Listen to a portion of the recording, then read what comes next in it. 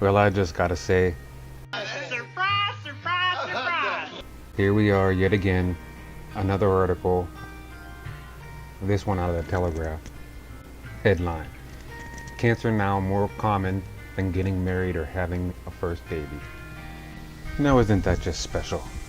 Now the article suggests an analysis by Macmillan Cancer Support shows that there are 361,216 cancers diagnosed in 2014 in the UK, the most recent figures available, compared to 289,841 marriages.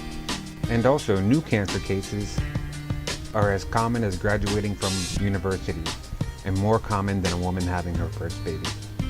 There were 271,050 babies born for the first-time mothers in England and Wales in 2015 compared to 319,011 new cases of cancer. And the data also shows that over the last decade, more than 1.2 million people have been diagnosed with cancer under the age of 65. And here you can see in numbers, cancers in the UK, 10,000 lives which could have been saved, 352,197 people diagnosed with cancer each year. That's 2013 numbers. 161,823 are the annual deaths from cancer. That's 2012 numbers. And 50% chance of living at least 10 years after cancer diagnosis as of 2010-2011. Preferred method of curing cancer is radiating the body, and along with it organs. And your chances of living 15 years, or your chances of getting a worse cancer after 15 years of remission is skyrocketed if you happen to beat it the first time. A better thing to talk about, however, is the relationship between profits and cancer in the United States. There was a study that was published, I believe it was in 1994. It was a 12-year program, 12-year study. They looked at adults who had developed cancer as an adult, not childhood cancer, but adult cancer, right? And this is the main types of cancer that we get here in the United States. They did a meta-analysis of these people all around the world who developed cancer as adults for 12 years and were treated with chemo. And they looked at the results, and they published the results in the Journal of Clinical Oncology. And the results? 97% of the time, chemotherapy does not work. Chemotherapeutic drugs are the only classification of drugs that the prescribing doctor gets a direct cut of. It doesn't work 97% of the time. Cancer treatment in the United States, we have lost the war on cancer. We have lost the war on cancer. Why? Because cancer is not a reductionistic phenomenon. Cancer is a holistic phenomenon. And when you try to bring a reductionistic methodology like drugs and surgery to bear on a holistic phenomenon, you will completely miss the boat each and every time. You cannot do it. The reason that people get cancer in the United States and the reason that we have completely lousy outcomes is because medical doctors are driving the research bus. When women get together and do a 5K run for breast cancer, all of that money, do you think any of that money goes to nutritional research? Do you think any of that money goes to homeopathic research or acupuncture or traditional Chinese medicine or naturopathic research? No. All of it goes to drugs and surgery, which do not work. Now, why aren't those women running for selenium? If every girl in this country took 200 micrograms of selenium, in one generation we'd eliminate breast cancer by 82%. That's a big number. Why aren't we doing that? Because medicine in the United States is a for-profit industry. And also they're saying 44% of cancer cases are preventable from the cancer research in UK.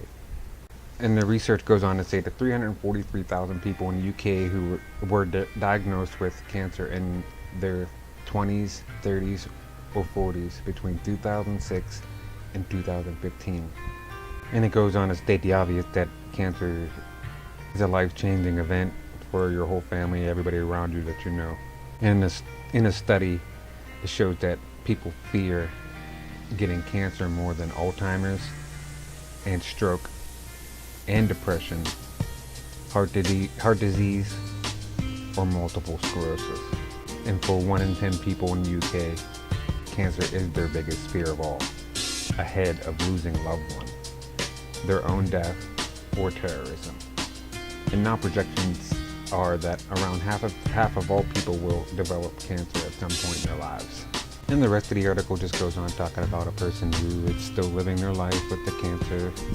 And I'm sure almost everyone who's listening knows somebody who has had cancer, or is in remission, or is fighting again. The question comes down to, or the question we should all have, is there any wonder in this day and age, with all the environmental toxins that we constantly barrage with in our day-to-day lives, that cancer is off the charts? There are things that we cannot control, like high-altitude geoengineering, what some people call chemtrails, and others say are just contrails. But what does John Brennan, from the head of the CIA, call them? Another example is the array of technologies, often referred to collectively as geoengineering, that potentially could help reverse the warming effects of global climate change. One that has gained my personal attention is stratospheric aerosol injection, or SAI, a method of seeding the stratosphere with particles that can help reflect the sun's heat in much the same way that volcanic eruptions do. An SAI program could limit global temperature increases, reducing some risks associated with higher temperatures. Now this rain of aluminum, barium, and strontium, among other things, that we ingest into our lungs and it falls on our food and we ingest into our bodies, is just one of the many toxins. Another is the GMO food we eat, and also the additives to the food. And most people are drinking their tap water, which is heavily fluoridated.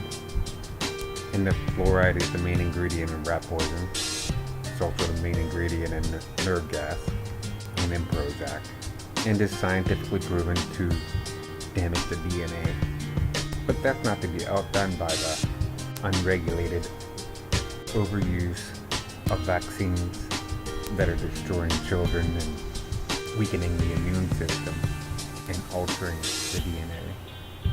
And let us not forget about the Fukushima nuclear power plant that blew up after the tsunami, that is affecting all the fish and wildlife in the Pacific, and is showing higher radiation levels on the west coast in Alaska. And the solution of the government is to up the acceptable levels of radiation. And as much as I don't want to come off as doom and gloom or party pooper, I think it's imperative for everyone to be educated on this subject and to do anything realistically possible to reduce the risk of getting cancer in the future, starting with eliminating the amount of vaccines you take, trying to eat non-GMO foods, filter your water, get active and complain about the chemtrails or stratospheric aerosol injections, and support those who are petitioning the government. And be careful about what seafoods you eat and where they come from. Exercise, get a lot of rest, take a high doses of vitamin C, and just continuously be vigilant about these toxins in our environment. Q Howard. I don't have to tell you things are bad. Everybody knows things are bad.